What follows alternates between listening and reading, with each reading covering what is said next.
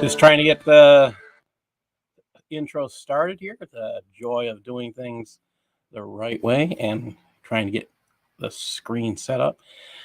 I hope all of you are ready for a surprising show. I have been, let's say, learning. And the more you learn, I think the more you have a duty to share.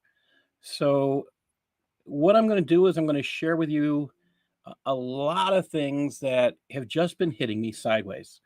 And I think it's time we start to talk about the things that really reveal who Muhammad is.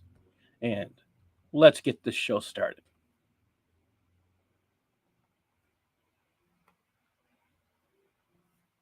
And here we go.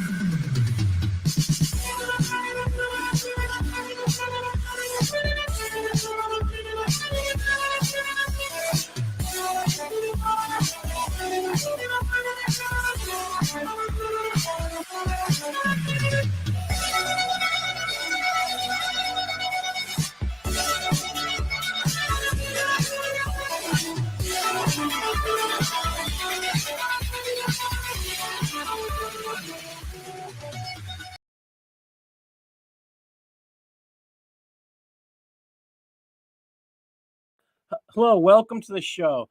Today, we have an incredible topic of Muhammad and his hypocrisy.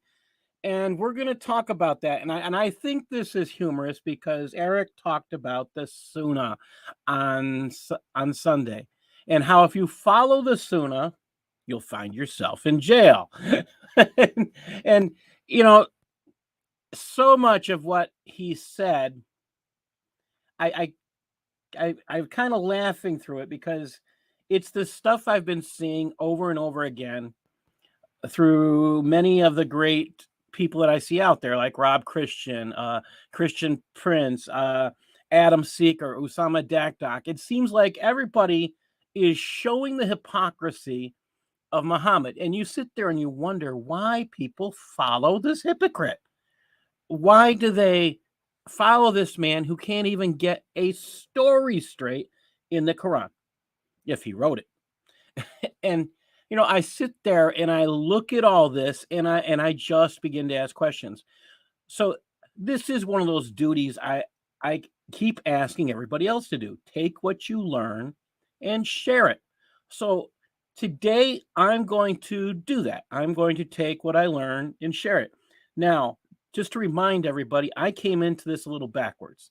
I started to look at the Muslim Brotherhood into their negative effect because I saw them locally in a college where I got my master's degree. And that scared the crap out of me.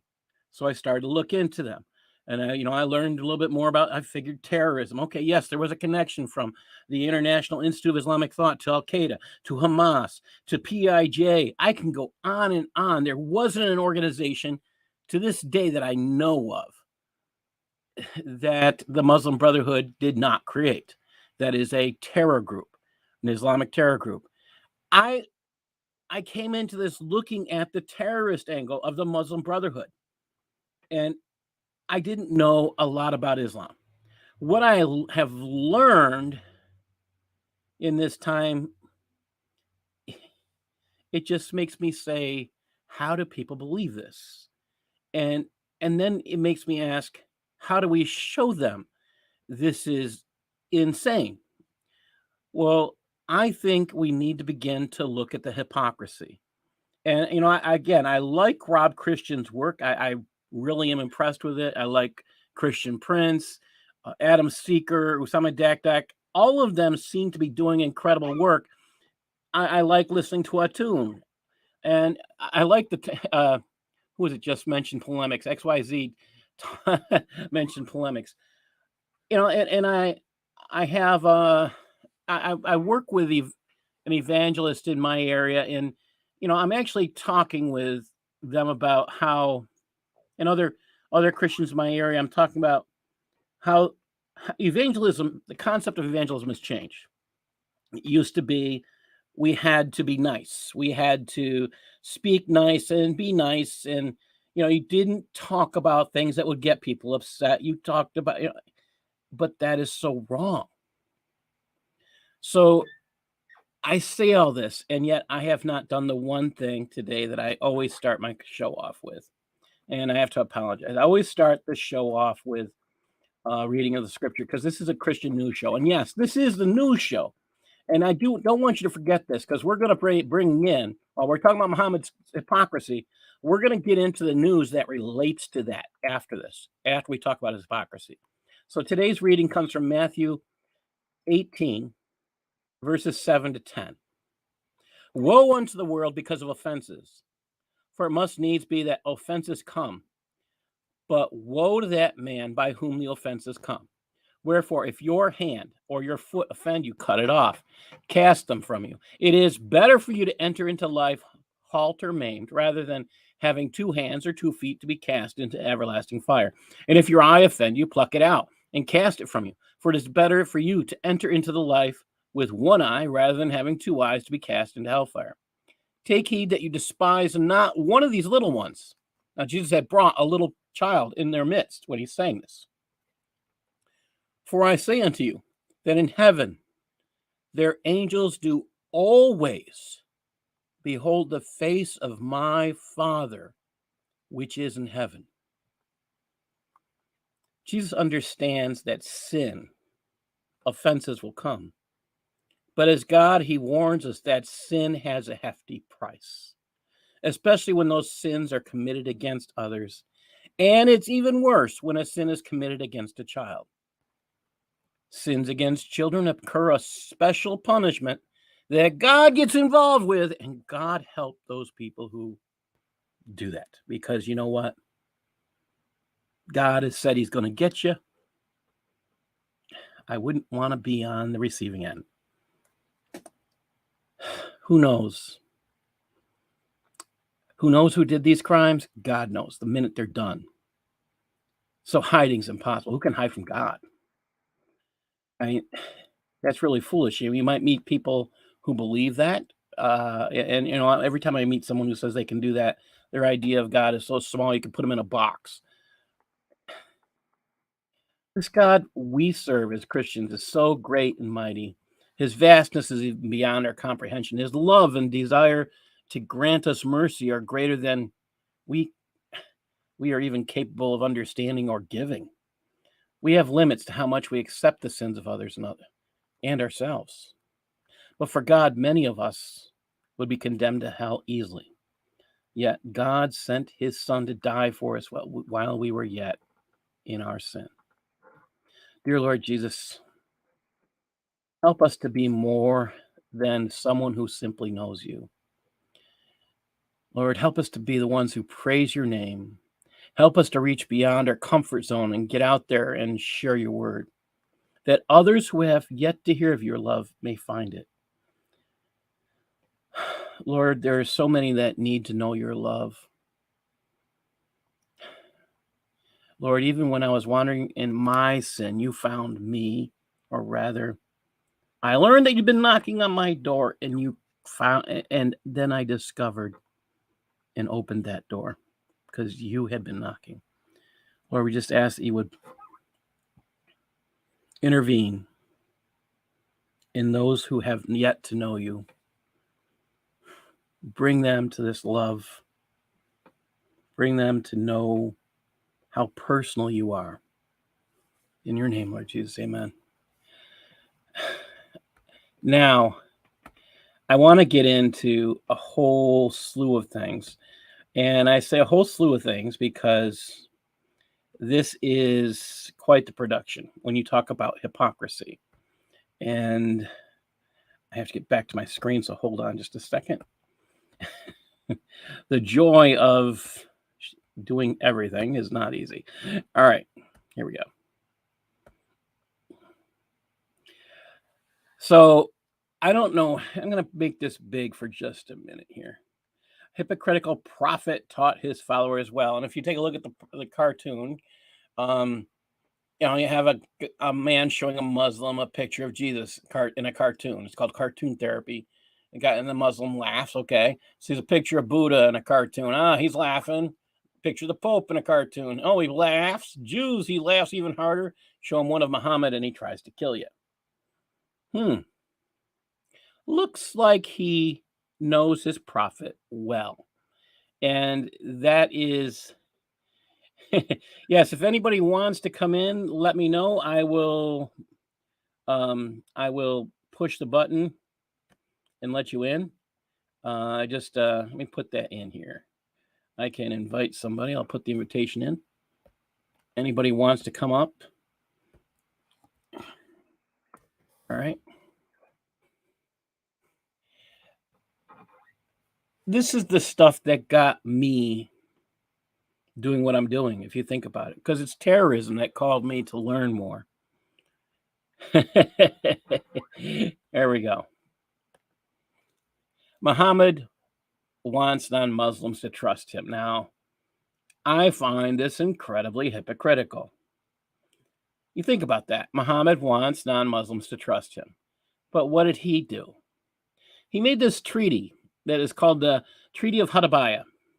Now, I'm probably pronouncing it wrong, but I think it's important to grasp what we're talking about here.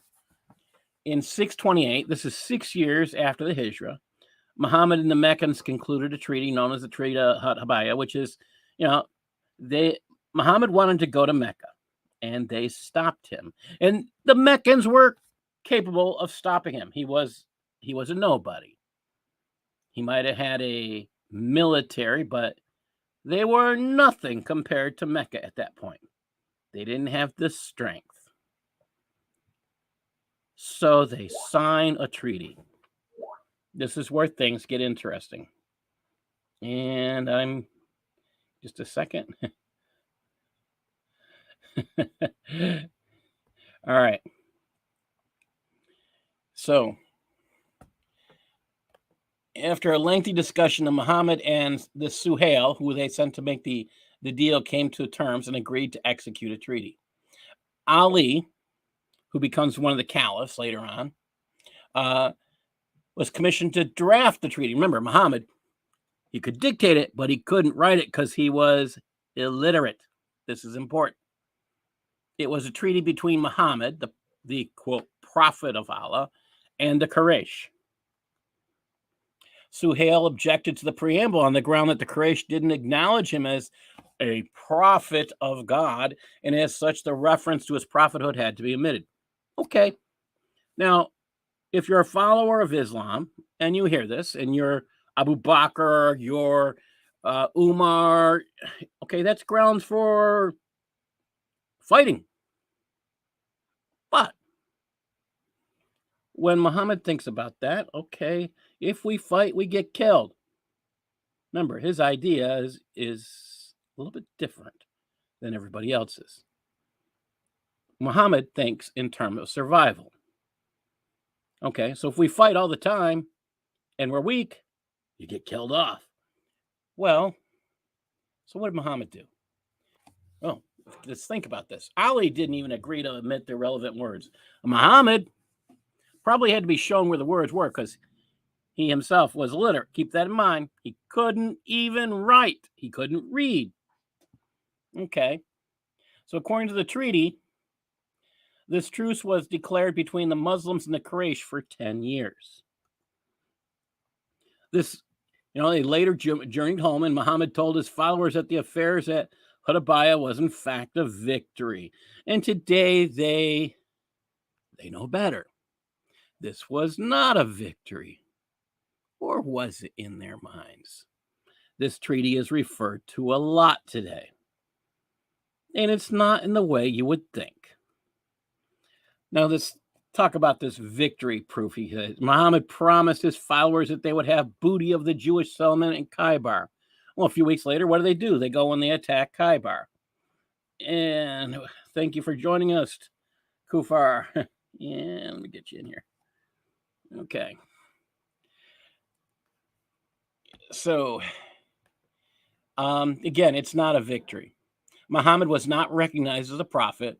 He had to submit to Meccan superiority in order to visit Mecca and had to return to Yathrib, which is the city known as Medina later on. Then the Quraysh sent Suhail, the brother of Luway, to the apostle, the instructions to make, this is a quote from the Sirah al-Rasul, and on the condition that none of the Arabs could say that he made a forcible entry. So he had to go back. So this was not a victory in either way. Yeah, he did have a nice lamb dinner. He died shortly thereafter. Yes. And the sad truth is it wasn't short enough. All right. So this is truly Muhammad's hypocrisy. He was weak. He signed a treaty. So again, was it victory? And the answer is no. Meccans came to Muhammad according to the treaty and asked, did he keep the treaty? No. Meccans came to Muhammad and according to the treaty asked Muhammad to return some women. Muhammad refused to honor his word in the treaty. Instead, he had the Muslims return any dowries that were given to the women. And this comes from Sirah al-Rasul. Kulthum Uqba migrated to the apostle during this period of time. Her two brothers, Umara and Walid, sons of Uqba, came and asked the apostle to return her to them in accordance with the agreement. But he wouldn't. He said Allah forbade it. So he keeps the treaty when he wants to, and he breaks it when he wants to. Can you trust a Muslim to make a treaty? Not according to Muhammad's example. How about this from Sunan Abu Dawud? Thereafter, some believing women who were immigrants came. Allah sent down, O you who believe, when believing women come to you as immigrants, Allah Most High forbade them to send them back, but ordered them to restore the dowry. Okay. Think about that. So they had to give back the money. Okay. Muhammad claimed that now God only allowed him to break the treaty, stating that conditions were only a test of the Muslim women's faith. Once again, Muhammad has a convenient revelation justifying his actions. That's in Surah 60:10. This is the stuff Aisha talks about. He has revelations that justify whatever he wants.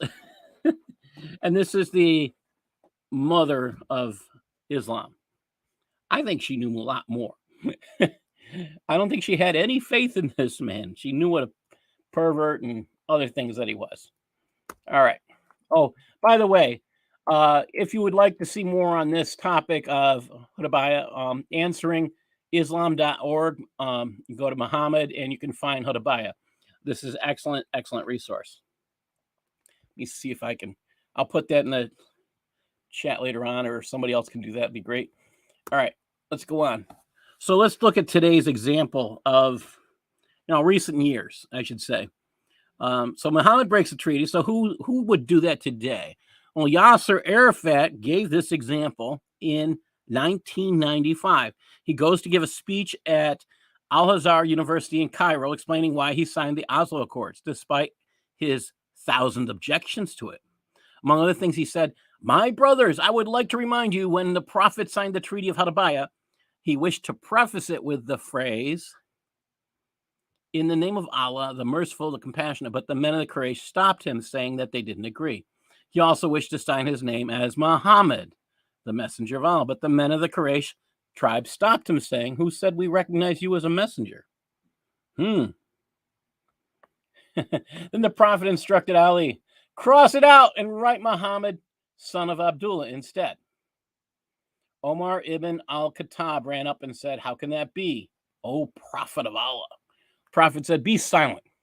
He asked them where it was written, that the Prophet could not read or write, and they told him, it is written here, and he crossed it out himself.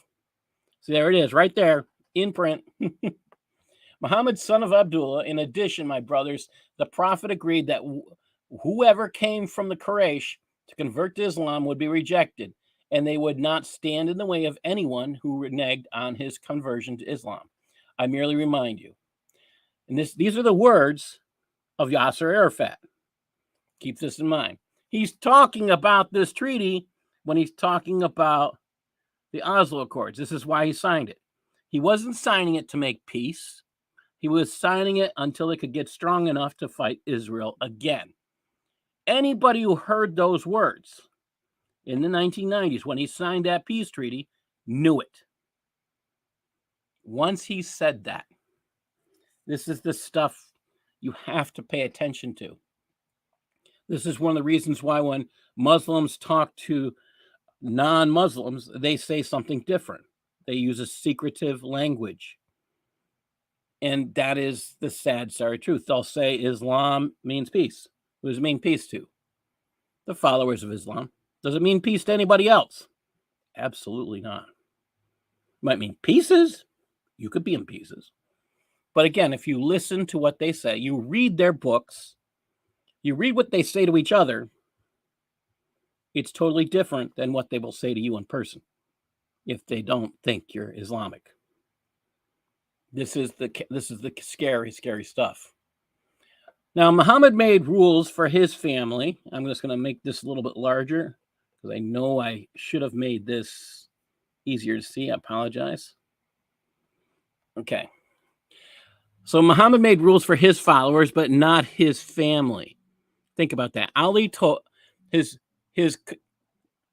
was told he could have only one wife because he married Muhammad's stepdaughter, Fatima, when everyone else was allowed 4 wives. And you see this in Quran 4:3. And if you fear that you cannot deal fairly among the orphans, so have sex, marry what appeals to you from the women, 2, 3, and 4.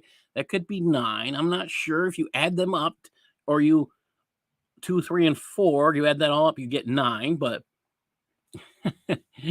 yeah, that could, some people say it's 4 wives. I'm not sure exactly which one it is. So if you fear that you will not treat them equally, say 1 wife, have sex with what your right hand possesses. This is near that you may not have hardship. Okay, so if there's an allowance for 4 or 9, poor Ali, because he married Muhammad's stepdaughter, is only allowed 1 wife. So does Muhammad have a problem with marrying wives himself? How many did he have? Let's think about that. And let's take, this says, by the way, Muhammad had 11 wives. Now this comes from Sunan. I'll get the source in a minute. It says, the people say that you never feel angry on account of your daughters, and now Ali is going to marry the daughter of Abu Jahl. Makramah said, thereupon Allah's messenger, may peace be upon him, rose up, and I heard him reciting it. Now's the point. I gave a daughter of mine, Zainab, to Abu Udul. He spoke to me and spoke the truth. Verily, Fatima, the daughter of Muhammad, is part of me, and I do not approve that she may be put to any trial by Allah. The daughter of Allah's messenger cannot be combined with the daughter of God's enemy. Of one person there, so Ali was about to engage in another marriage, and Muhammad said, no, you're not going to put my daughter through that. Oh, were you doing the same thing, Muhammad? Were you keeping to 1 wife? No.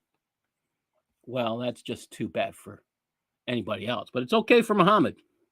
It's okay for anybody else, but his daughters, no. All right. How about this one?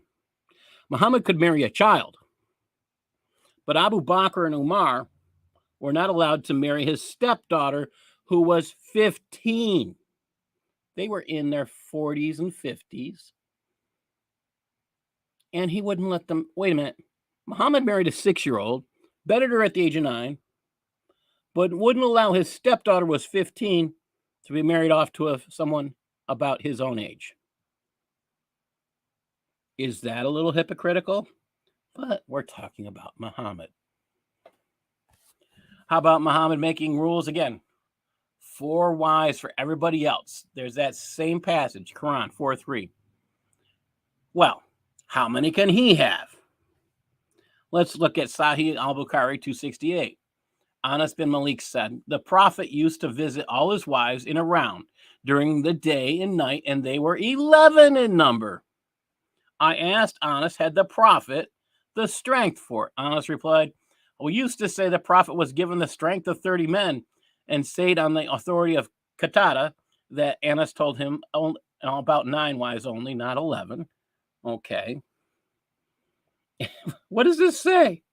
The guy could have as many wives as he wants, but everybody else is only allowed 4.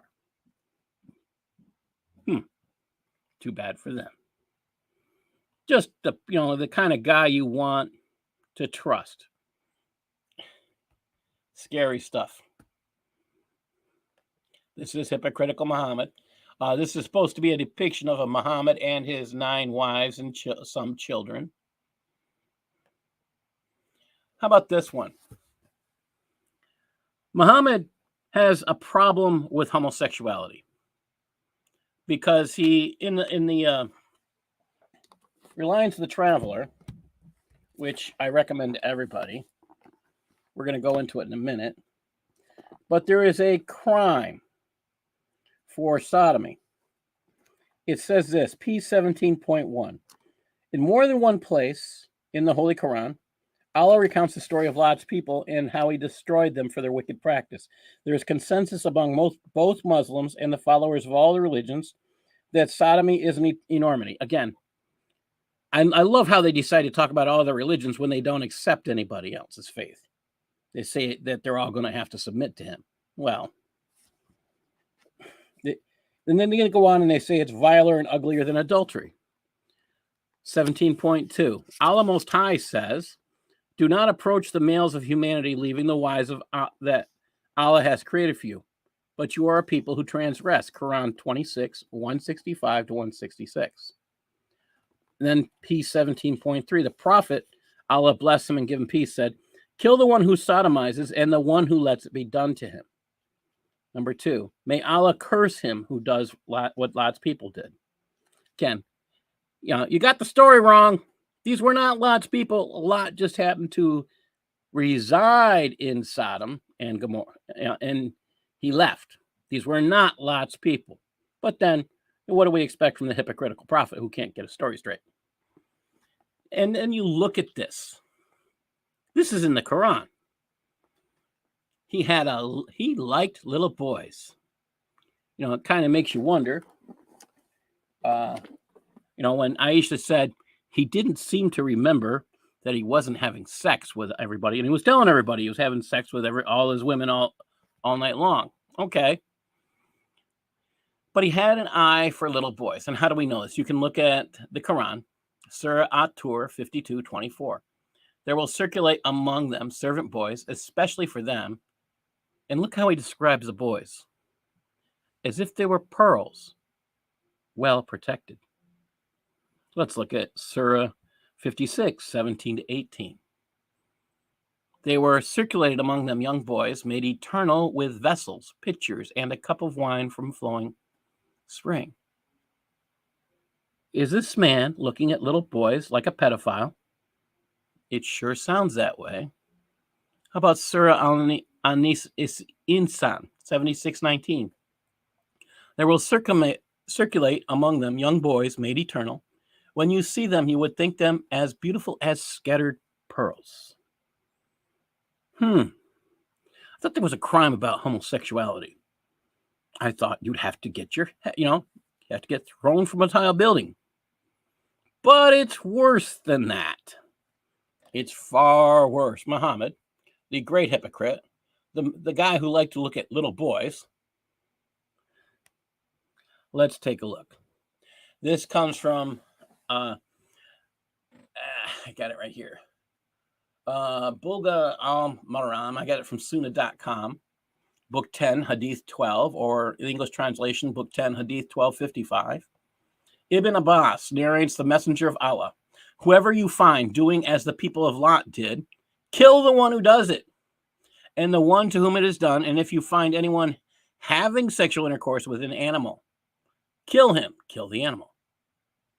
Oh, isn't this we think about Islamic countries, and I've met a good many military men who's come back and talked about the treatment of goats. Yeah. All right. And I got this from, you can see it right there, Islamic Bog, Quran, Hadith, Muhammad, item 1706, EN, Muhammad, bisexual. That's where I found the source, and I went to Sunnah.com to verify it. Okay. All right, so let's read this one. And I owe Rob Christian for this one. This one kind of blew my mind. And like I listened to him, I went back and I looked at this. And Sunnah.com has removed this hadith. I say removed because there's only a portion of it that's there. See the phrase on the top? It says reported by Arim and Afan, and it goes on. Who said? They don't get to who said. They leave it. They leave that off. And the rest, it disappeared. Oh, why did they hide it? And the other thing was, you can actually go to archive.org and find this. Let me see if I can.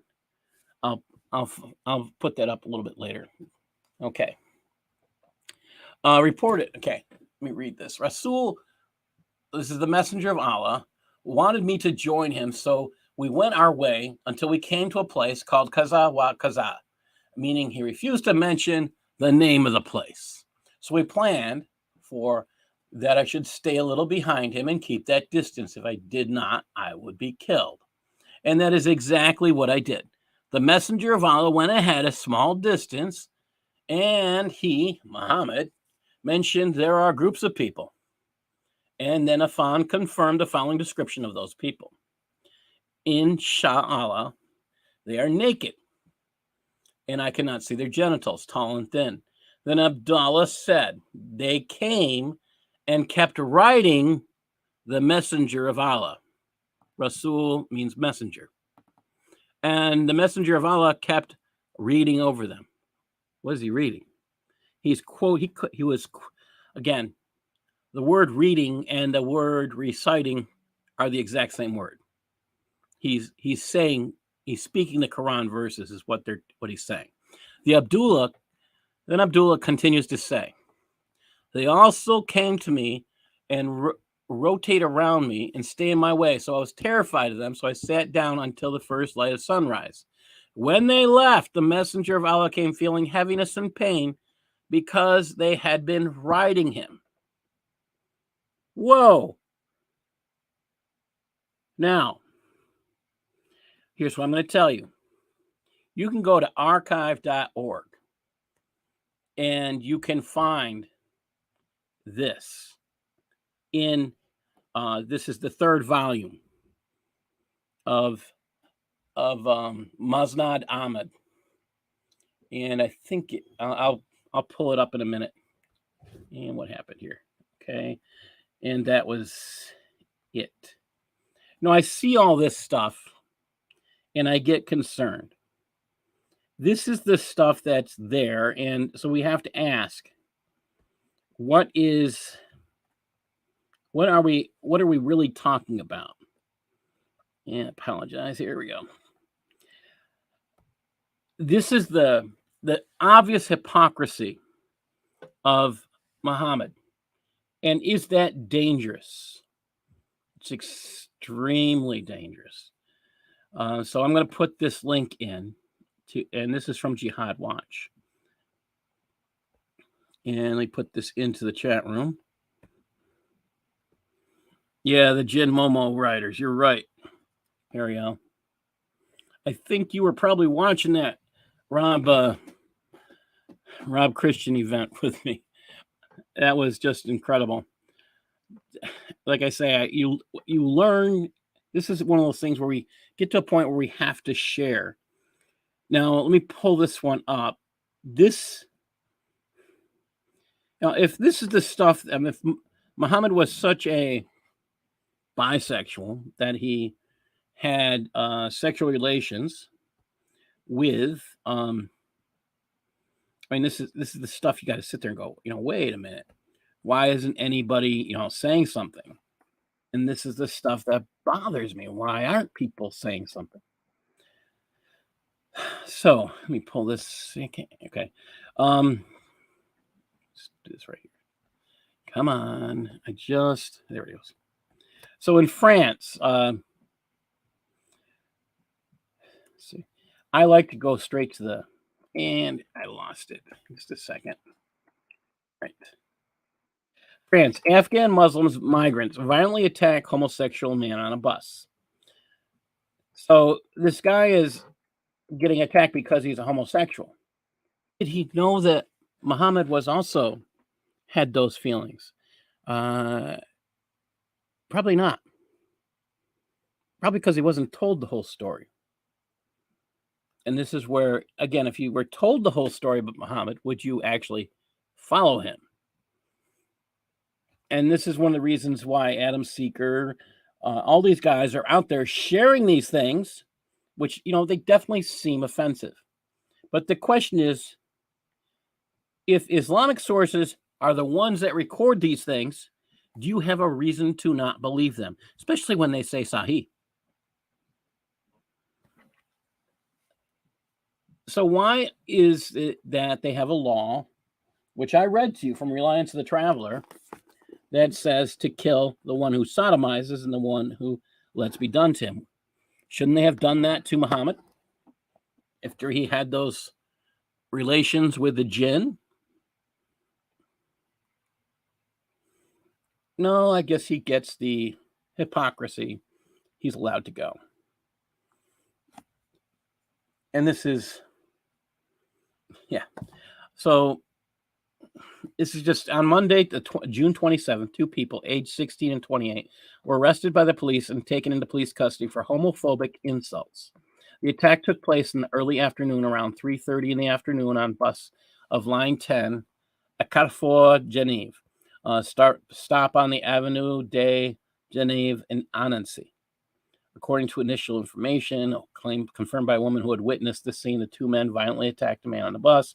Again, when they describe these 2 people as of Afghan origin. Oh, you notice they didn't say, their names were probably Muhammad or something similar. Why do they hide those things? This is the stuff that you just sit there and go, come on, you got to tell us more. All right. And I have another story for France while we're here. And I'll throw this into the chat room. I use translate.google. So when I'm putting this in the chat room for you, that's my suggestion if you don't use translate.google. I saw this and I had to admit this was kind of bizarre. Allah Akbar means God, that Allah is the greatest. It doesn't mean he's greater. I mean, he's supposed to be bigger than everybody else. And this is the thing they yell and scream when they try to kill you. So this guy is Afghan national. Again, and all these Afghans, remember, they brought him out because they thought they would be peaceful. Is this getting to sound dangerous? A 22-year-old illegal Afghan national was arrested on July 1st after attempting to stab several people and shouting Allah Akbar in Bordeaux. This is on July 1st. shortly before 2 p.m. He's accused of entering a bar under construction and then seizing a knife with a round end in which he tried to stab a worker, according to information. Then, when the victim ran away, the aggressor pursued her and tried to strike several other passengers with a bladed weapon while shouting Allah Akbar. Oh, you know, this guy is in an irregular situation, they said, and is unknown to the processing of criminal records. Really? What do you think they're going to do to him? Are they going to declare him mentally ill? Will they deport him? Will they keep him? Sorry, Rad, I didn't notice you were there. These are the things, hypocrisy on the part of us as well. Should you, I'm not saying the United States, whatever country you're in, should they protect the people within the country? This guy doesn't even legally reside in the country. And he's saying Allah is greater and trying to kill people. Should he be ejected? Absolutely. Will he be ejected? Probably not, unfortunately. This is the sad, sorry, sick stuff. And I try to keep up on all this, and I'm always feeling overwhelmed trying to keep up. The big stories this week, I'm going to come back to in a minute, but I do want to keep going on this hypocrisy angle before I get off track. I want to talk about what's going on in India. So they have a woman who made a statement against the dangerous nature of Islam.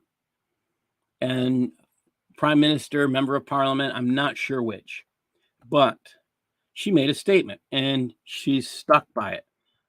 I think that is incredibly important stuff. So in the meantime,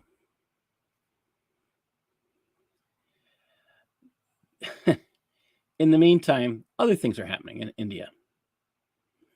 So if you go to this link, you're going to see a CCTV footage shows a 13-year-old madrasa student tearing his kurta and then blaming others.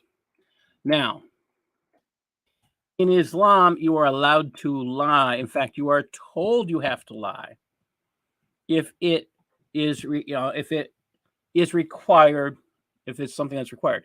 So if you're supposed to belittle the non-Muslims, if you're supposed to bring them down or force them to acknowledge Islam, you are allowed to lie. In fact, you're ordered to lie, to do that.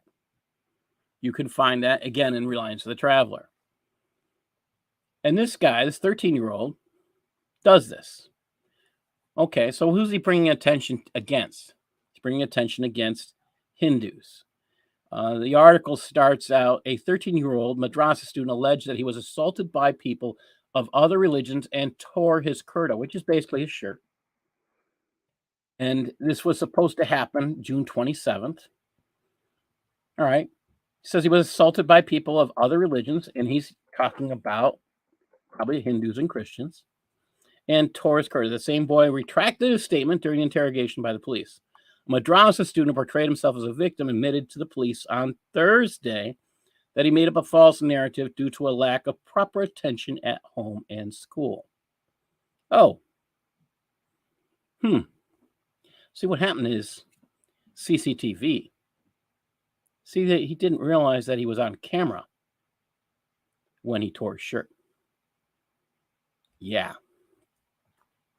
So he got caught making things up. And this is, again, hypocrisy. Can we trust? But is it Muhammad's hypocrisy? Well, if Muhammad can be a hypocrite, why can't the child? If the parents can be a hypocrite, why can't the child? If the parents can lie, have they done anything against their prophet? Well, if Muhammad can be a hypocrite, can't this child? Some of these things. All right, let's talk about there's Hindu phobia now on YouTube.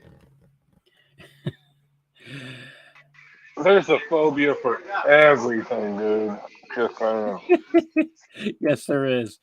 I'm still amazed that some of this is just so insane to think that people put any faith in this prophet. I mean, he was okay with killing uh, homosexuals because yet he played both sides of the fence himself.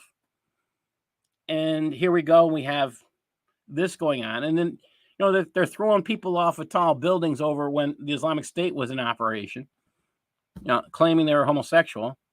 You go to, and he actually, there was other things he did that Muhammad said, women could come to him and say they want to have sex with him. And he would, decide whether to accept them or not. He could take them as a slave. He could, it's so ridiculous, the amount of things that he got permission for. And Well, that just proves he was a prophet. You see, if he wasn't a prophet, he wouldn't have been given the permission to do those things. Don't you see, Capper? Don't you see the wisdom of Allah's wisdom?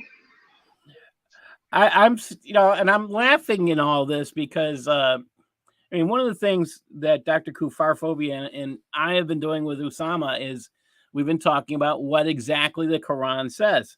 And if you actually read the Quran, it's it's so unclear.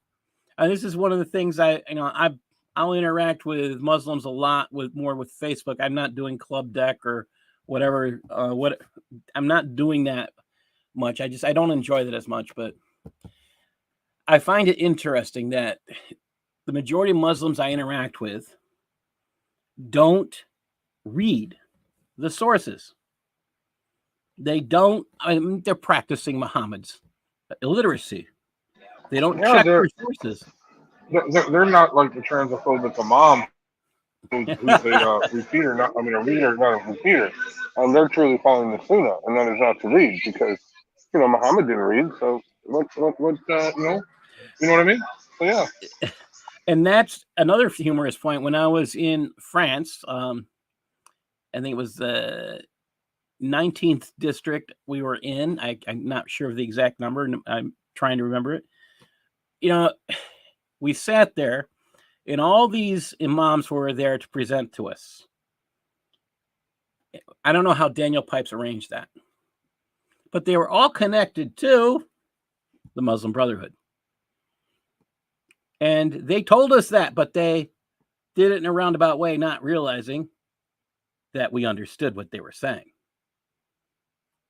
They were saying that they wanted everyone, all the incoming Muslims, the imams that were coming in, to get certified as imams rather than to be just accepted as leaders, because some of them couldn't read and they were disgusted about it. Yet they never mentioned that Muhammad couldn't read. We just, half of us sat there laughing. It's, here we are laughing, doing all we can to not burst out laughing when the guy is saying that. He's like, and he's complaining they can't read. Well, not to defend him, but seriously, with all the facts, the killing, the the burning, and all that stuff. When did he have time to learn how to read? Being a prophet is a busy thing, dude. He didn't have time to do that. So again, that's just proof again that he was a prophet. Because if he wasn't burning, looting, having sex with every woman that fancied him, and those that didn't fancy him, and those that were in the grave, and all that other stuff, if he wasn't plundering camel caravans, if he wasn't killing Jews, if he wasn't doing all these things, then he would have had the time to read. And had he had the time to read or learn to read, then that would prove that he wasn't a prophet. See? Allah Akbar. So he had too much time in his hands, so he needed more time to have sex with boys and girls. And then time to kill. Yeah, so in that sense, he's trying to follow the Christian belief that there is a time and there is a season for everything, and then they add in time for sex with women, time for sex with boys, and time for killing. Ugh, scary thoughts. Following this hypocrisy, let's continue. All right. And I didn't get into that one. All right, so let me pull this back up. I'll pull this next article up. All right, so here we go. This comes from Op India. I love Op India. So if you haven't gone to Op India, this may be, you can find all these original links from robertspencer.org, the former Jihad Watch site. I like going to the original articles. And this is the reason why David Wood is no longer on YouTube. So this comes again from Op India. It says you have to worship rapist to be a Hindu.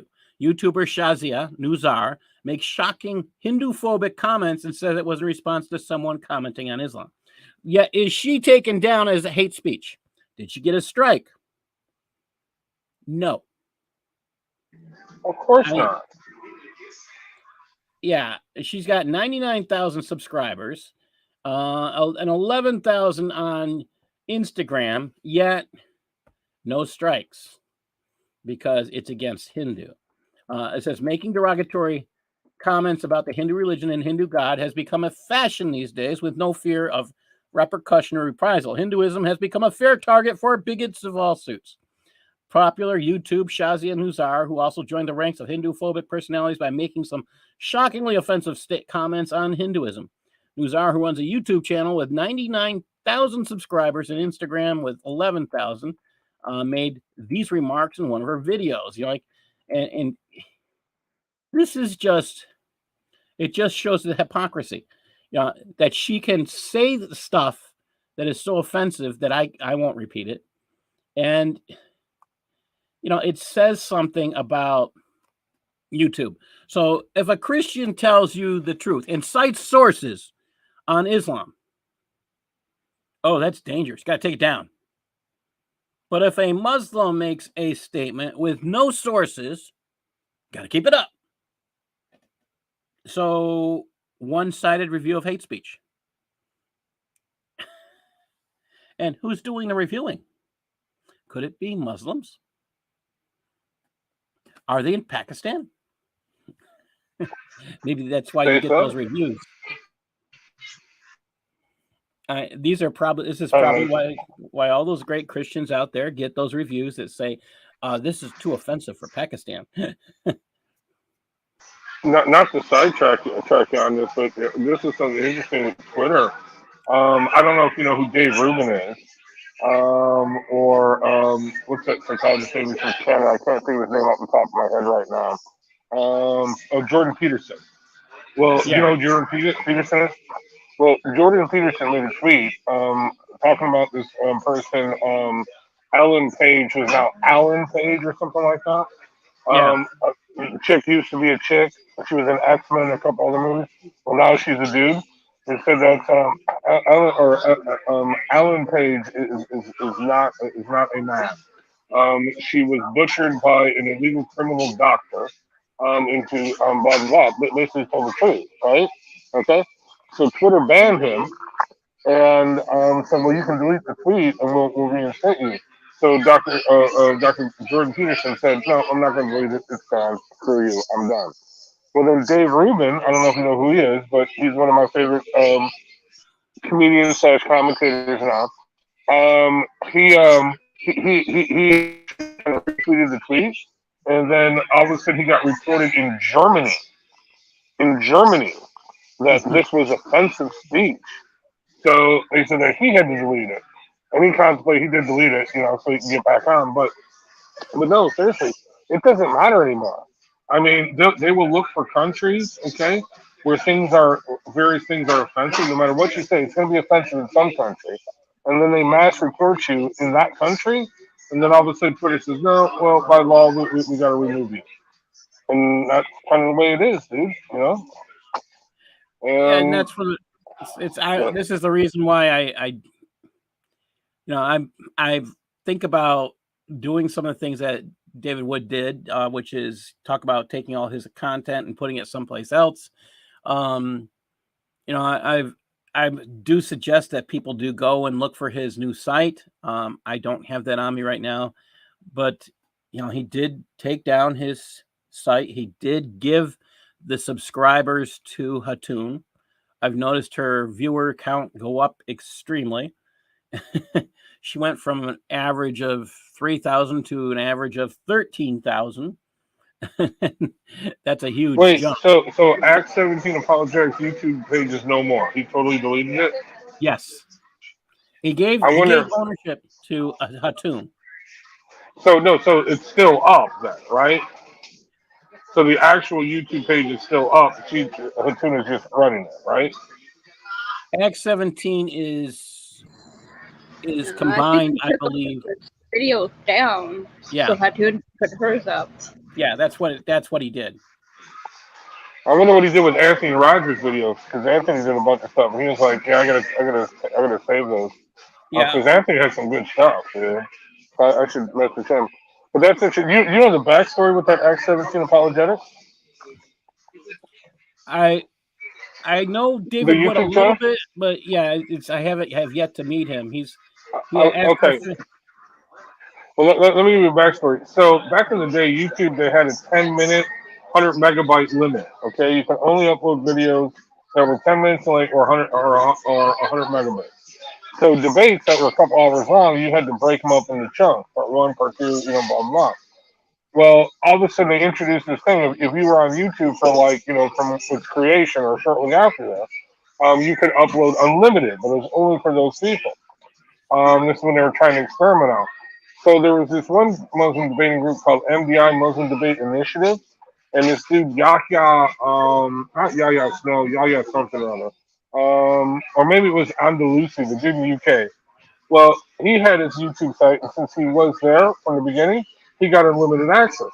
So Andalusi said, because they were doing these debates and of course, Andalusi said, "Hey, listen, here's the password and email. Why don't you just upload, all the videos here?" So David said, "Sure," and then changed the password and locked out Andalusi and took over. That's how it became Act 17 Apologetics YouTube channel. So I just thought I'd share that. I think that's kind of funny. But, yeah. There's a lot of good material that he took it down. And I get it because I still have a strike, and it said medical misinformation. Yet the funny thing is, the medical misinformation that was supposed is actually documented as scientific fact now, and not misinformation, which I find hilarious. So, and it's still on my YouTube channel. And in 2021, I got the violation. It's over a year gone. And they already have they'll always have a standing strike in their minds. So that'll get me a month gone or whatever, a week gone. I don't know. But I'm just going to continue to say, report the facts. When I put stuff up here, I have a news article or I have a source. And that's the thing I think that keeps me out of trouble. I'm going to be talking about something else that's kind of sideways in a little while on this. In the radio station, we're not allowed to talk about conspiracy theories.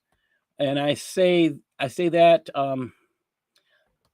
and I'll talk about that, but where there's an issue with that, I'm going to get into too, where I'm not going to say I'm going to say I'm probably in the middle on something. And, Dr. Kufarophobia and I have been talking about a few things and discussing a few things. And I'm going to talk about some of the things that are just out there that probably need to be talked about as well, from a Christian perspective, from a news perspective, just to think about. But let's continue on the vein of hypocrisy. In Pakistan, I got this article today. Christian mechanic in Pakistan gets death for blasphemy. Okay. Did he blaspheme? Well, here's what he got the death for. He said, Jesus is supreme. Oh. Wait a minute. Did he say anything about Muhammad? No. This article, again, from theprint.in. It says, more than 5 years after his arrest, a Christian mechanic booked on the charges of blasphemy was sentenced to death by a Lahore court Monday. Masih has been in jail since 2017 in his case riddled with adjournments. The accused, who has a wife and a daughter, also lost his mother in 2019 while he's behind bars. According to the report, in June of 2017, Masih got into a dispute with a Muslim customer in Lahore after he repaired the latter's bike. When Masih asked for a payment, the customer didn't want to pay the entire amount and asked for a waiver on the grounds that he was a religious devotee. Well, who cares? Because he believes in Christ. Because Masih said he believes in Christ. Why would I do that? I think the issue of money led to a heated argument, and a crowd gathered accusing Masih of disrespecting the Prophet Muhammad. Why? Because the guy doesn't want to make a payment.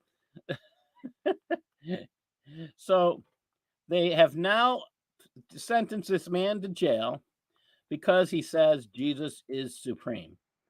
Okay. Does that insult Prophet Muhammad? Well, if we look at the Quran, here's the humor in this. If we look at the Quran, their concept of Jesus, this guy named Isa, brings life to things.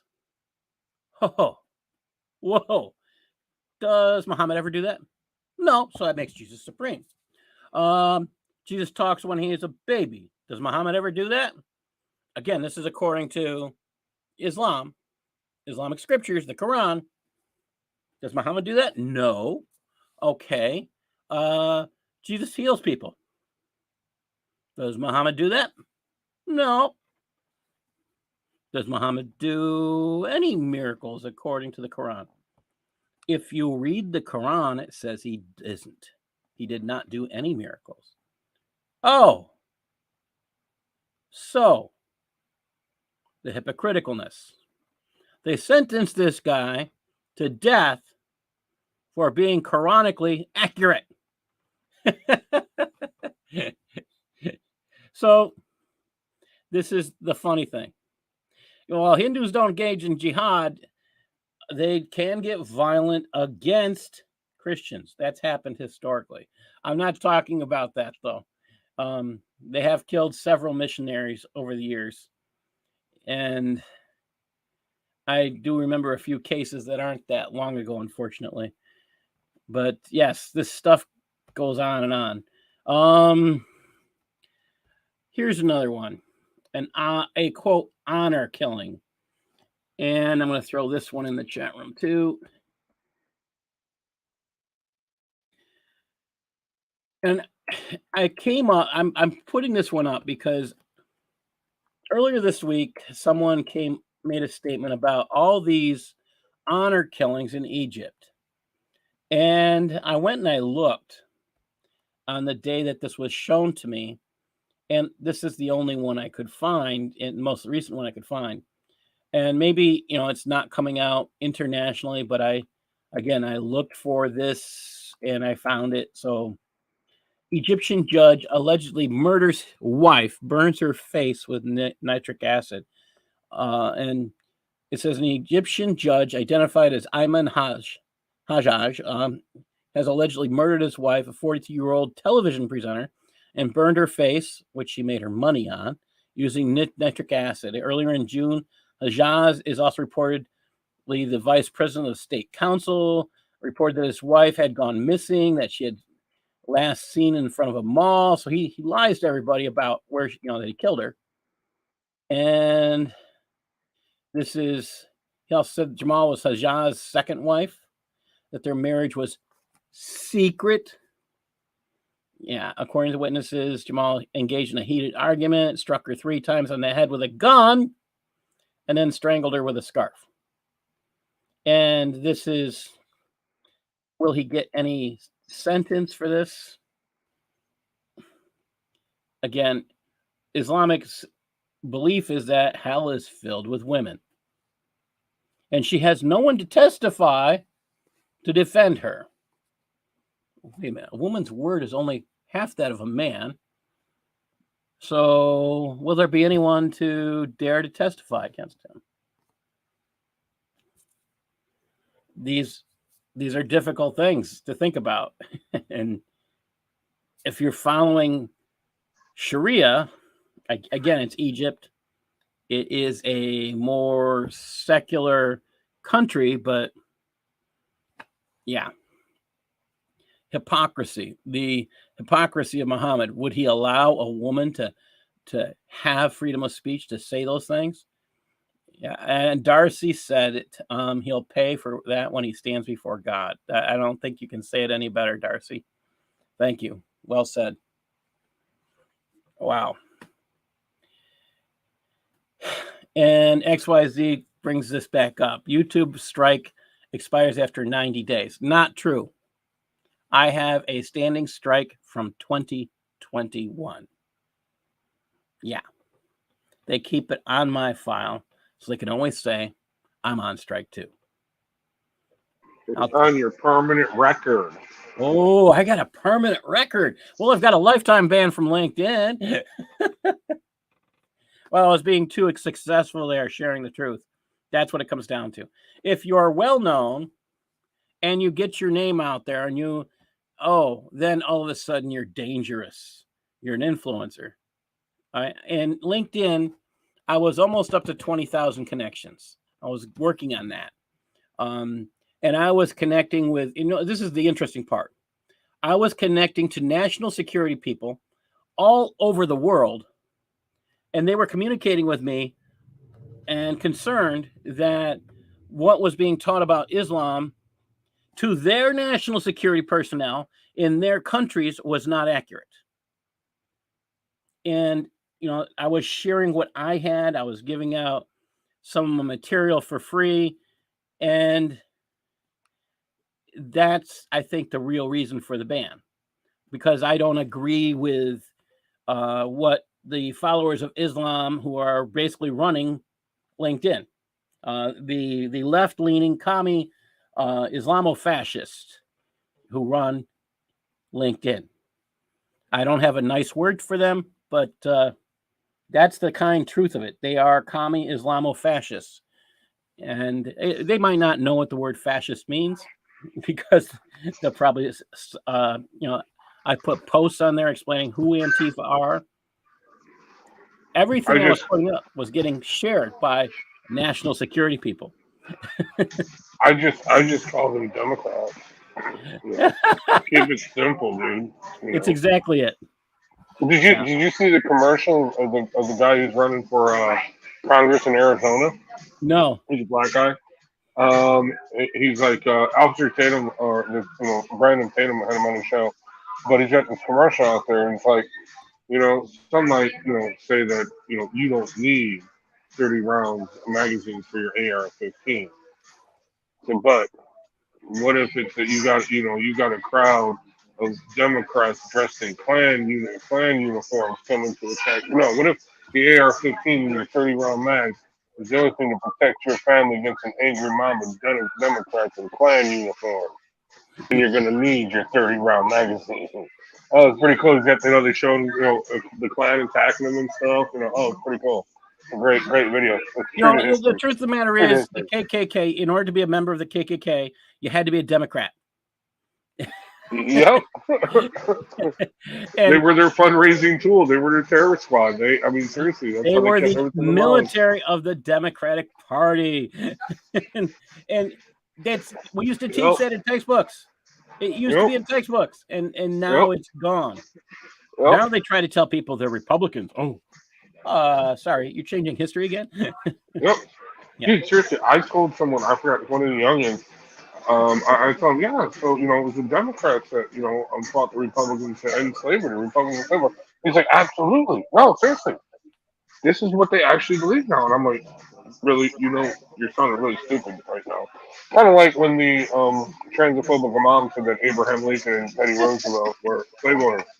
So, yeah, but this is what they're taught. This is what they're believing. Well, when I taught this in the public schools, if I wasn't in a room with a black teacher, the black students would not believe me, and the black teacher would always back me up.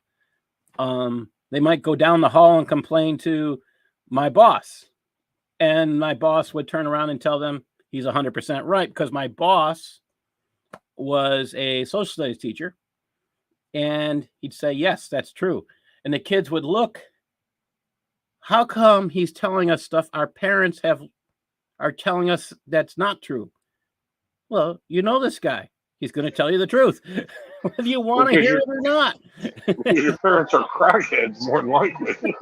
Well, I won't say that. It's just it's the Democratic Party had a sign out at the time period that said they were for civil rights for 150 years. Who do you think created Jim Crow laws, people? No way. We're going to fact check that as false. They actually voted against the first civil right of bill that was passed Well, by, we tried that to was voted pass by it in all Republicans. 1968. Yeah. Yep. They And voted against who it. stopped it? Democrats. They voted against it overwhelmingly. But do you know who it was? Joe Biden? No, who was it? Kennedy and Was it Kennedy in the Senate? Kennedy and Johnson. Really? Well, I know Johnson did, yeah. Yeah. And then for some reason, when Kennedy got because Bobby was his conscience. That's right. Bobby was the civil rights hero. Yeah. And then Kennedy got killed. Castro killed him. I'm convinced of that because he was trying to kill Castro so many times. But anyway, and then all of a sudden, they changed. But even so, the majority of Democrats still voted against it. But they did get enough to go along with the Republican majority at the time.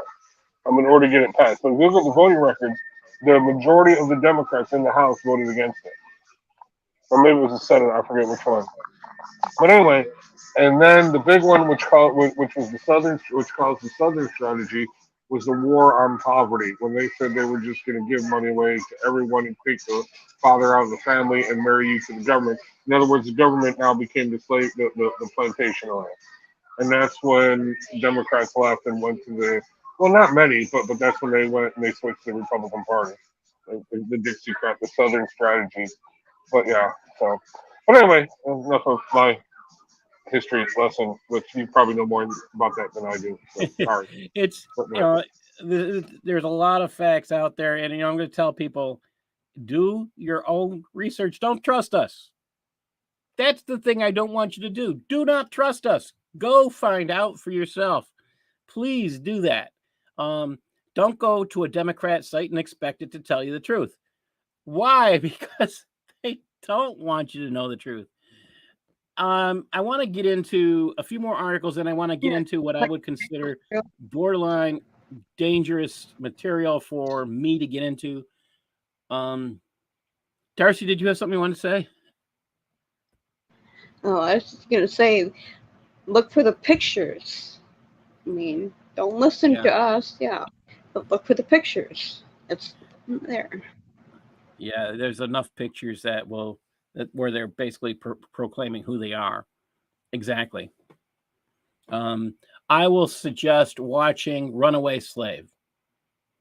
That is one movie that I actually shared with a colleague, and he asked to borrow it. I gave it to him. I said he could keep it. He went home, he wouldn't let his children leave the house until they saw it. And then he was a pastor, and he showed it to his church.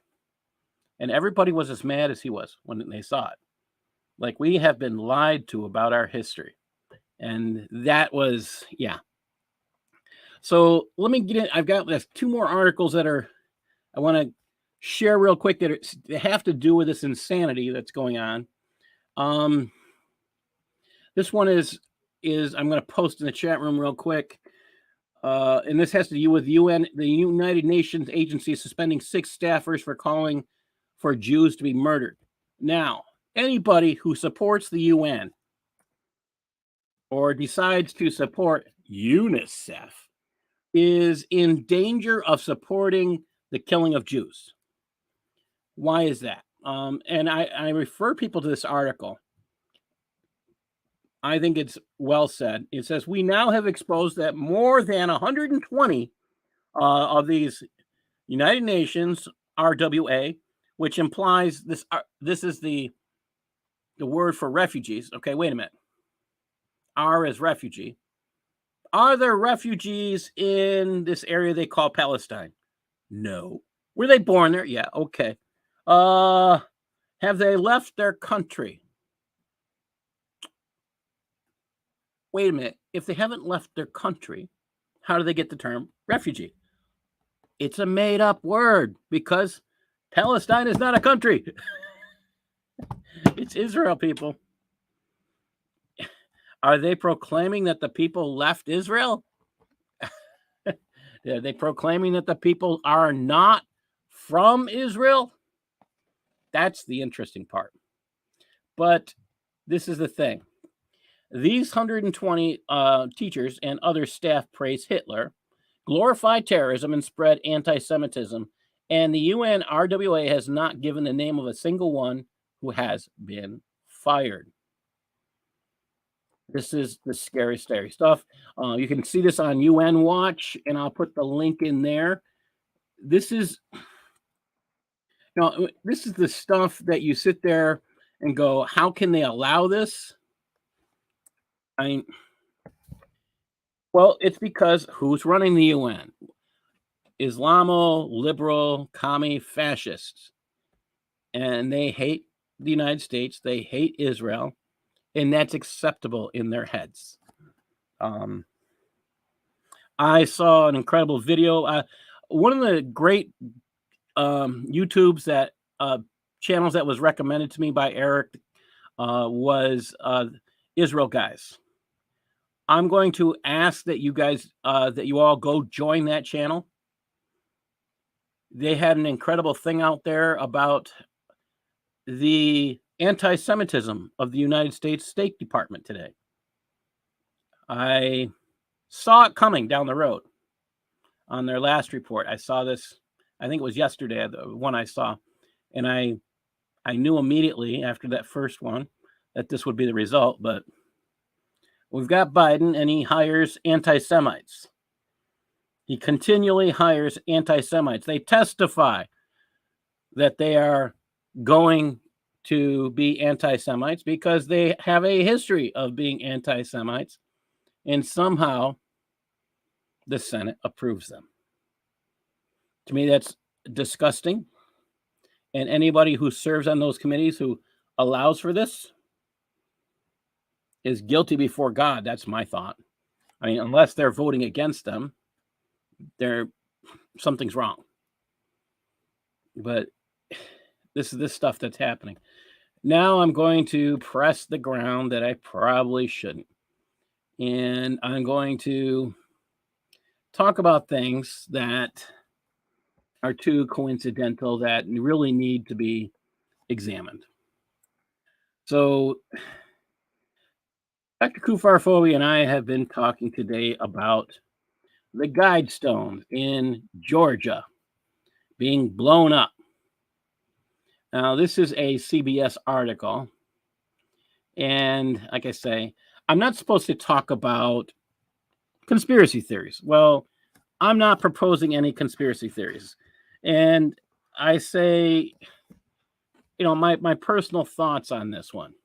I want to read about this first from the CBS News, the people we're supposed to trust, which I don't trust in the alphabet soup people at this point, especially media that has already been proven to lie to us.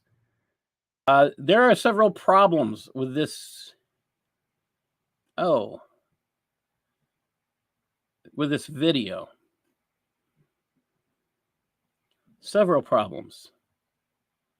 And if you go and you see the video there, it says a rural Georgia monument that some conservative Christians has criticized as satanic and that others have dubbed America's Stonehenge was bombed before dawn Wednesday in an attack that turned one of its 4 granite panels into rubble. The Georgia Guidestones Monument near Alberton was damaged by an explosive device, the Georgia Bureau of Investigation said. The Elbert County Emergency Management Agency said that explosion was seen on video camera shortly after 4 a.m.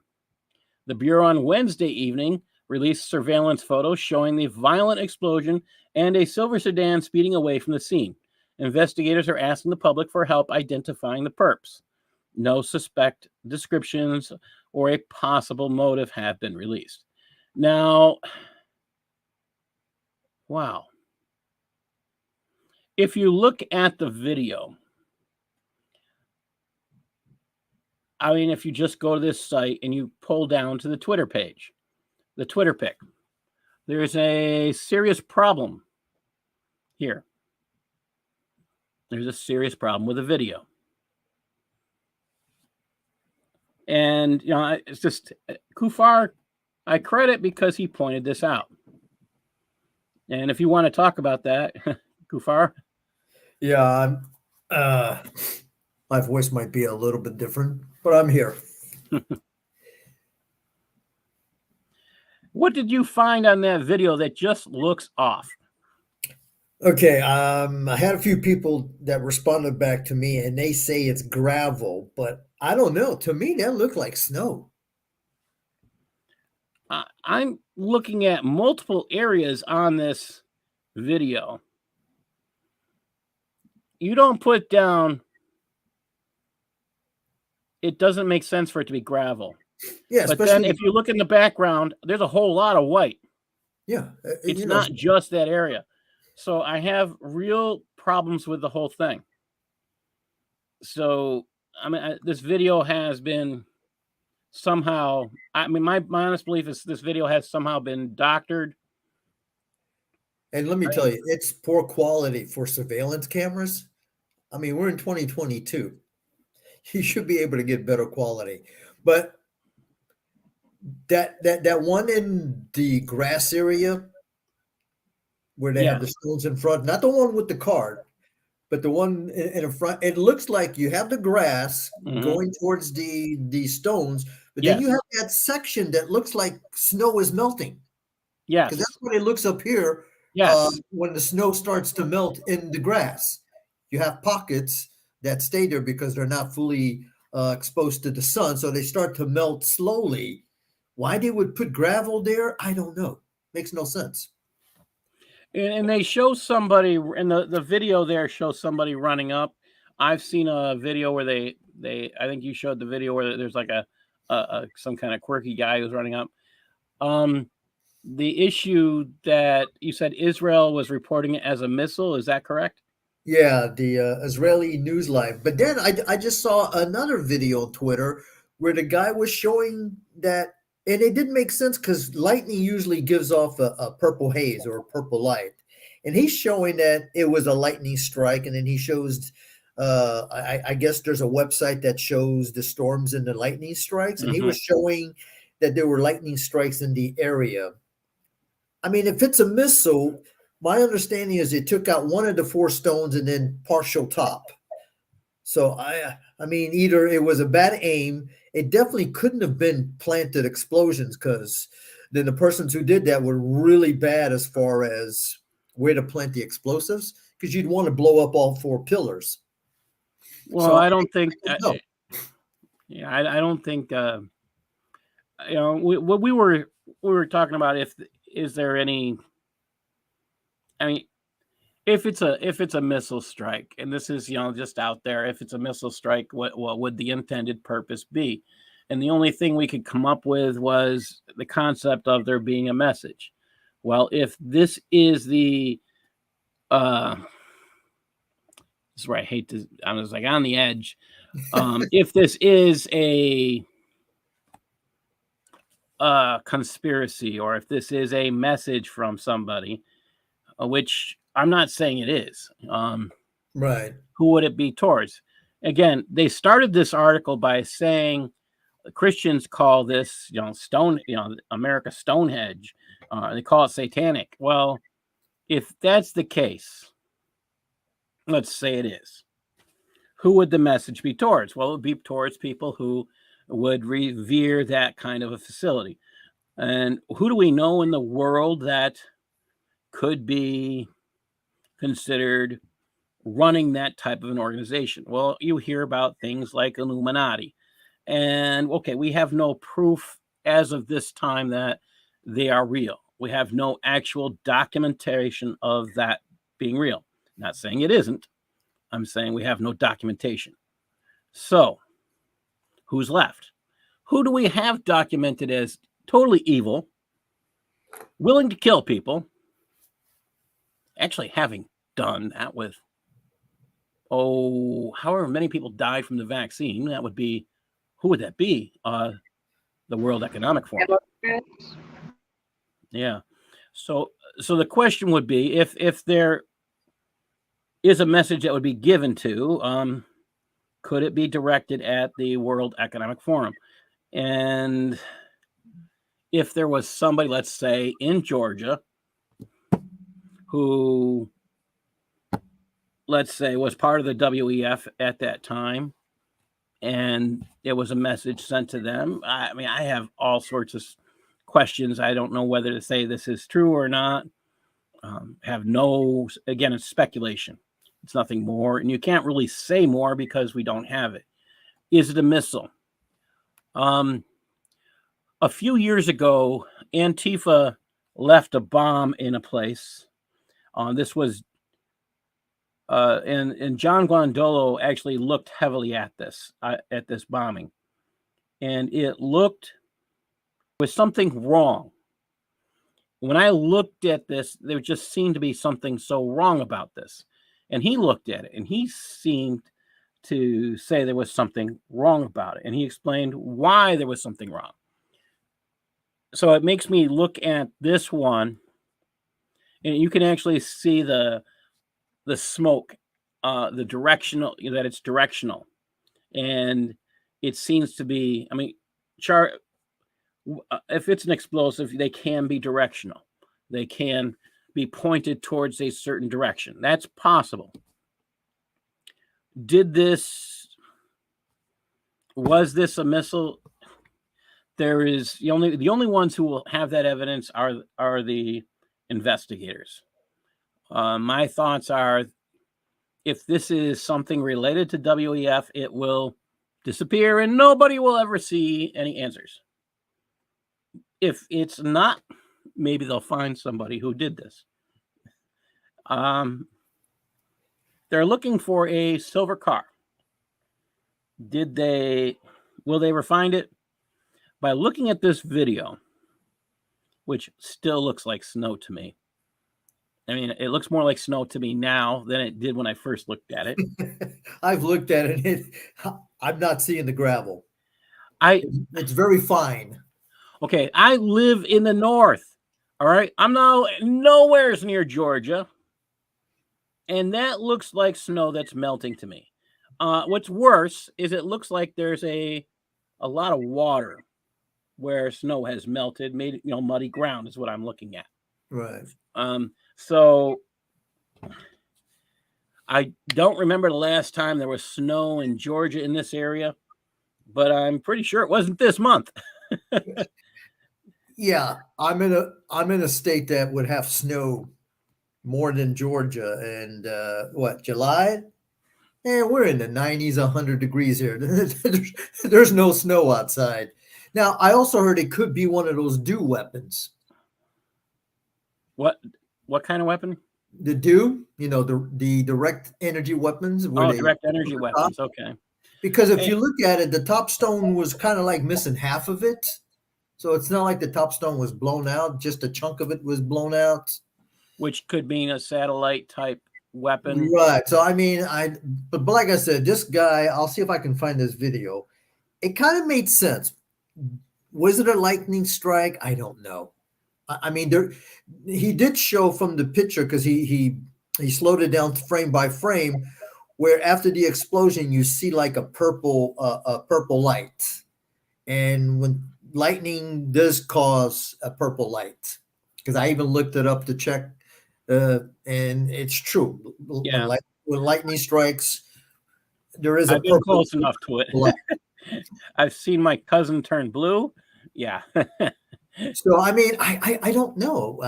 Also, if you notice on the way we're looking at it, on the left side where it looks like it's a light pole, that thing glows like super huge. And he was saying that's another effect of a lightning strike. So again, I don't know. But here's the thing. There's a lot of questions. So yeah. What it comes down to, again, the video is suspect because it doesn't look to be, even from the time period. So everything about that video, I don't know whether I'd put any stock in it. Now, here's a better question, Paul. What exactly is so special about that? I mean, weren't they destroying statues left and right from 2020 till now? Nobody gave a crap about destroying the statues. So Well, the only thing it's they a would bunch of care rocks. about is it's one of theirs. I mean, you got the FBI from Georgia looking into this. The FBI wasn't looking into the people that were destroying the other statues. Could have been that those statues. Well, if they consider this satanic, then yes, it's one Yeah, of theirs. you got to protect themselves. And also, with all the surveillance, there's no picture like did they. If it was somebody planting a bomb, which you don't see, there should be some video of it of somebody running to it, placing the charges. There's no license plate, so what kind of surveillance camera is this? One-sided, where you know there's just so many things, and like I said, I keep looking at that, and dang it, it looks like snow to me. It does. That's where I'm. If I didn't live in New York State and didn't snow as intimately as I do, I would. Yeah. I might think gravel, but there's just too many problems with this. But it doesn't look like gravel. At best, No. I would say it's Grapple. some really It looks very, like grapple. very clean, like white sand. Like maybe Well, I thought about that at first, and until I saw the watery melted area, right. and that's what made me think. But grapple is the definition used to describe snow, where it's a little bit, it's a little bit grainy. Almost, it falls more like a lump than a flake, and that's it's kind of hard to describe if you're not from the north. And also, Yeah. the one about the car, when you look at it, to me, it looked like the road, and then the other side there was snow. I'm thinking, well, I've driven on snow, and your car loses traction. Mm-hmm. It's almost like maybe the car veered off the road because it didn't have traction, and it was correcting itself going back on the road. I don't know. It's just too many things. Yes, Mick says ionized air causes purple blue color. Correct. Yeah, which would happen from a lightning strike. Yeah. And I mean, so in New York State, in Rochester, we had an ice storm back in the early 90s. And wow, 1991, March of 1991. And during that day, my mother woke me up. I was staying there until I got married. And my mother wakes me up the first time in I don't know how long. And she's yelling, last time she yelled and woke me up, the house was on fire. So I know something's wrong immediately. So this time she's not telling me to go put the fire out. She's telling me I have to get out and go take the trees out of the street. She said, watch out for the power lines. What are you talking about? She says, it's awful pretty outside too. And I'm looking outside. Everything is encased in ice. And every time you look outside, you hear zzz, zzz, and all these transformers exploding into purple haze. So I know what they're talking about with that purple.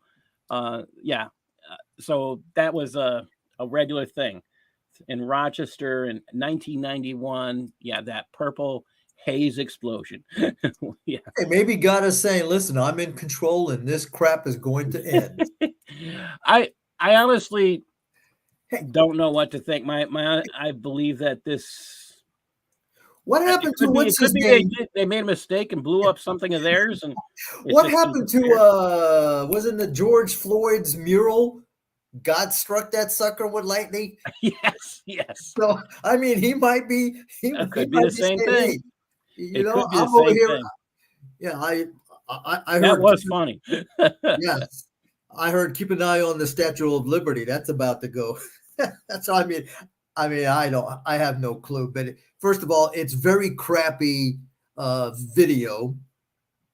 Okay, it looks like snow to me. It looks like snow to you. It's not hard for these people with today's technology to superimpose the date on an old video. Who knows? Yeah.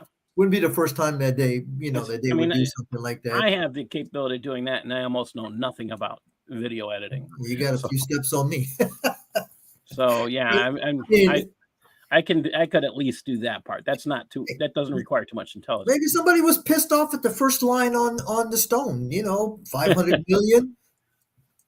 I mean, I don't know. I'd be more worried about if we look at all, and you and I have been talking about all the different the plants, the food plants. That to me is the bigger question. I wanted to get into that too. Is I'm starting to come to the belief that as Christians we have a responsibility to be responsible and to be good stewards. And what we are seeing is we've seen, I think it's close to 150 attacks at this point. I'm calling them attacks. Right. I don't have a better word, but when you have a large number of events that result in the destruction of a particular targeted thing, I'm saying a targeted thing. I'm being very vague.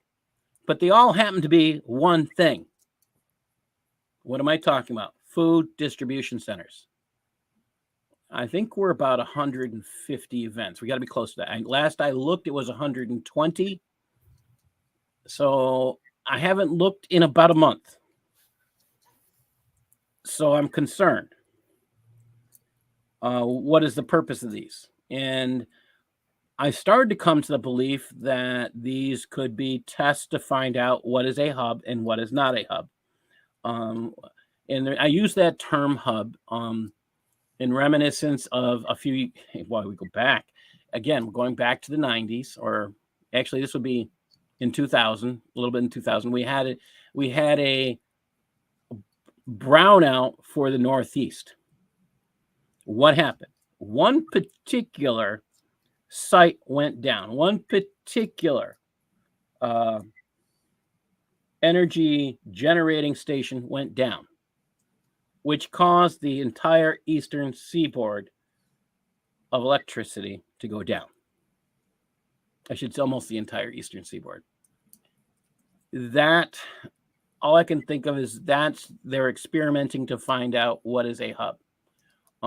It's only a few weeks ago we had an attack.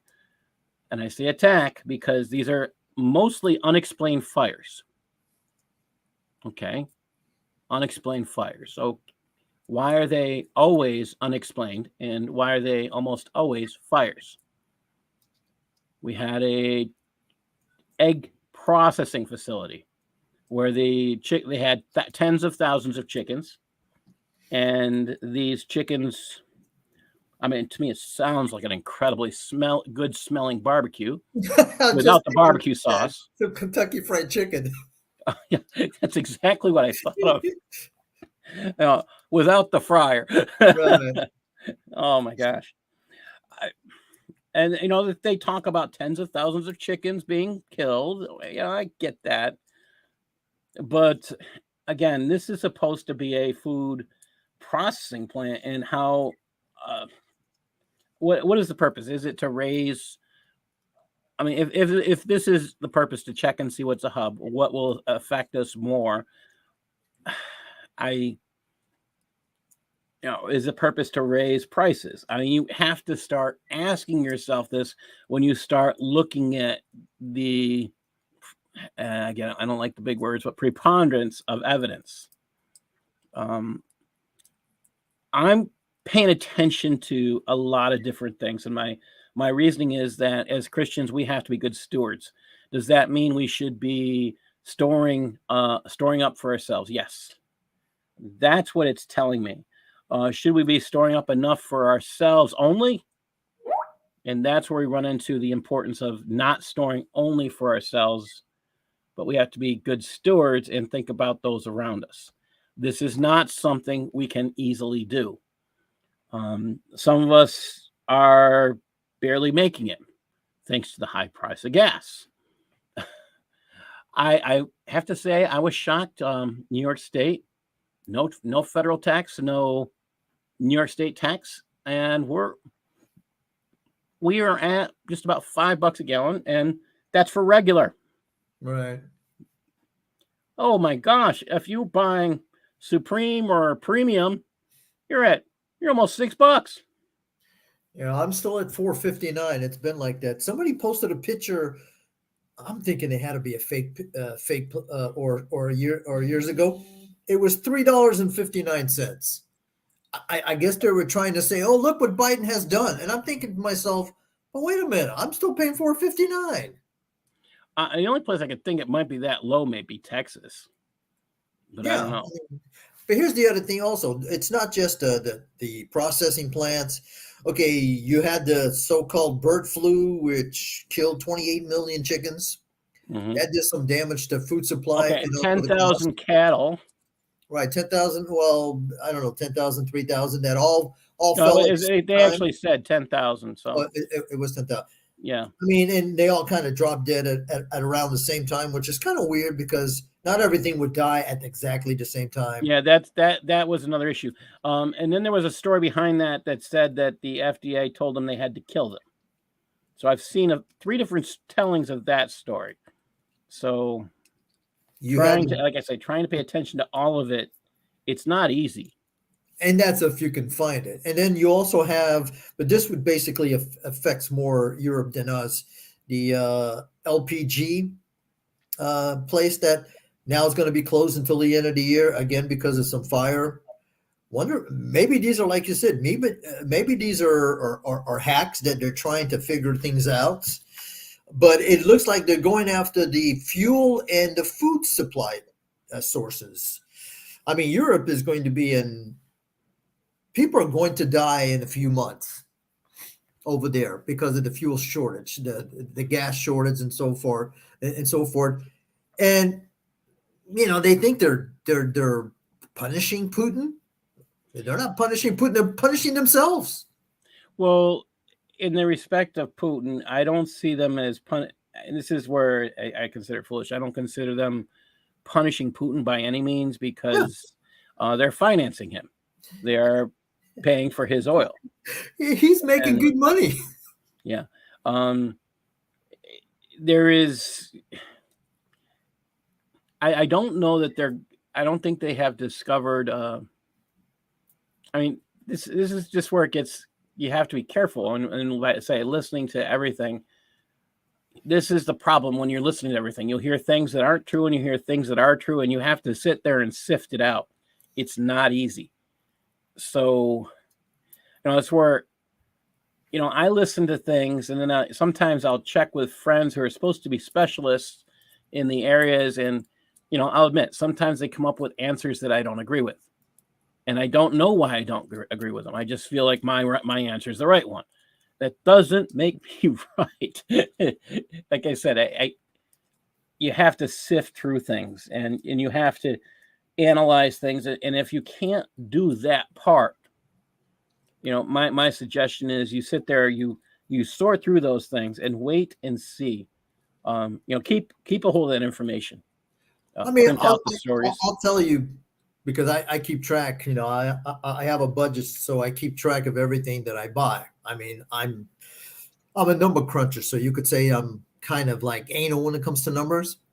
And I could tell you from January when our so-called, installed leader took office to now, I am paying over 50% for the same crap.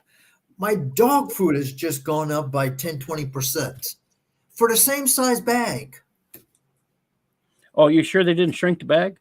No, it still says 15 pounds. So, but who knows? Now, that is another thing that companies are getting away with, shrinkflation, where they don't raise the price, but they lower the quantity.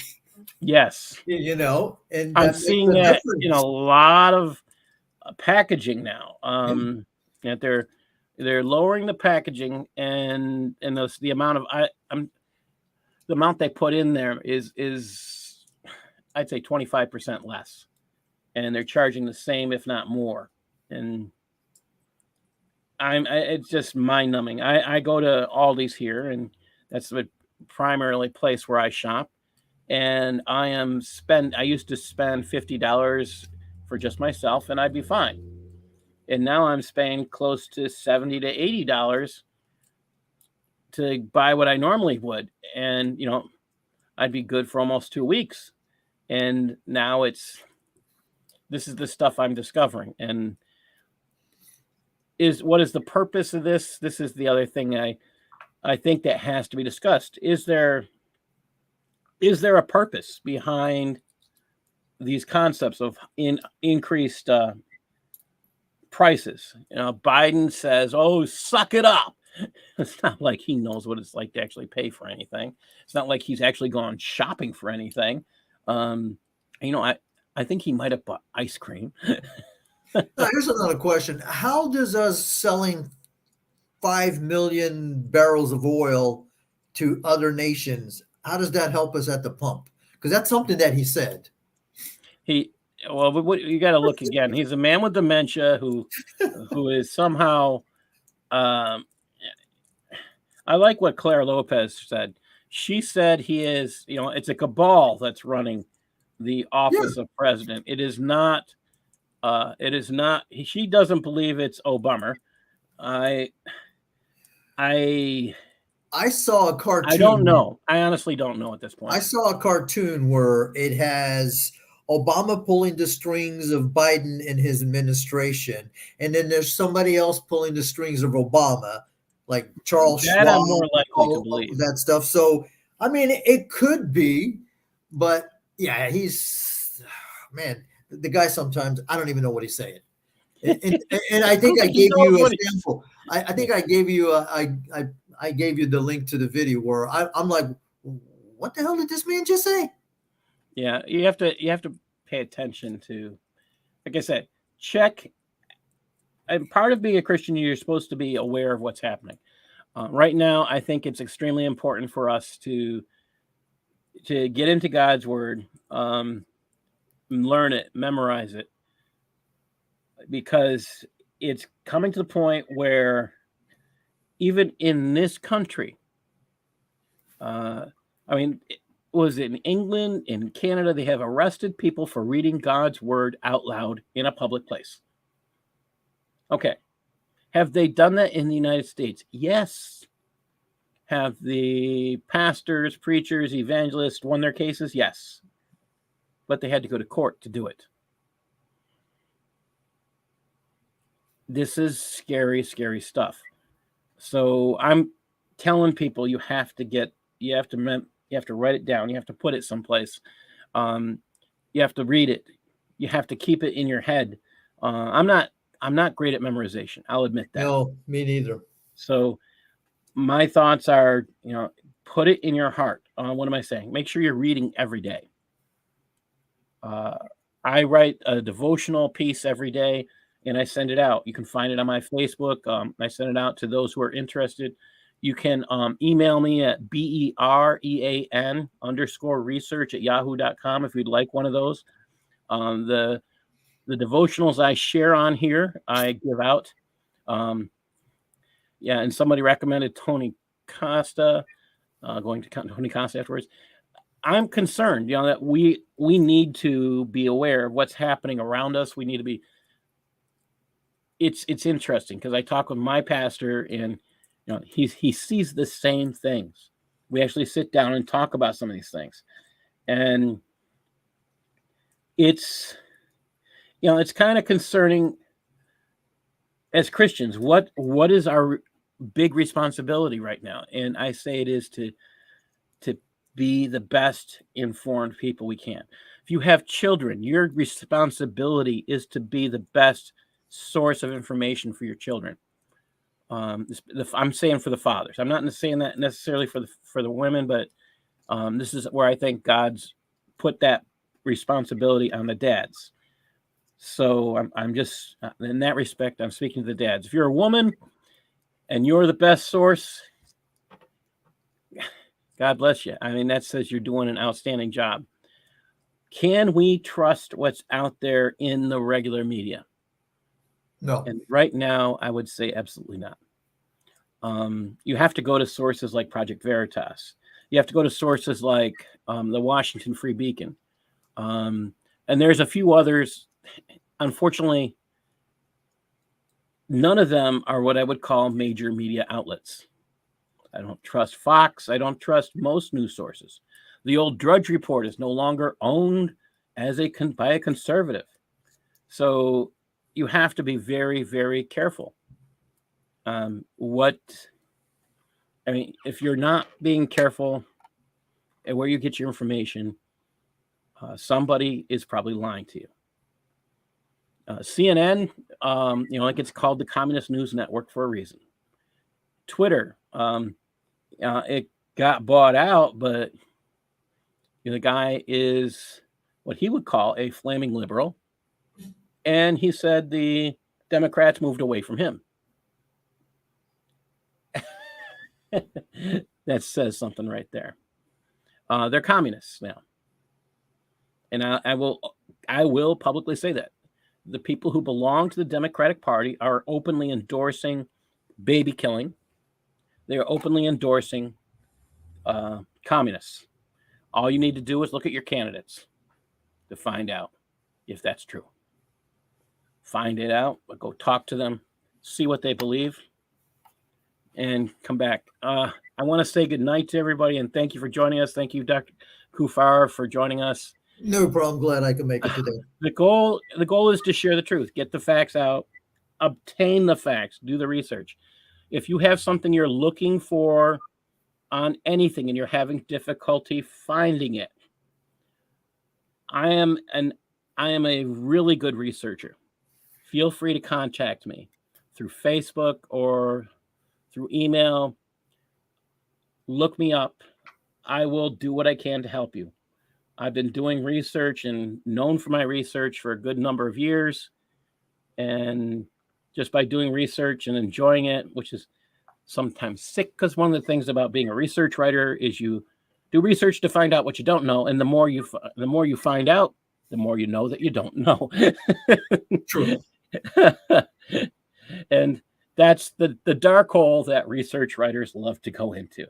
So like I say, it's a dark hole, and you keep going, and it's one of the reasons why I am into learning more about Islam and working with you on the Dissecting the Quran series and working with Usama Dakdak. God bless everybody. Thank you for joining. Good night. Have a good one. God bless. Thank you, Darcy. Yeah. Be a reader now.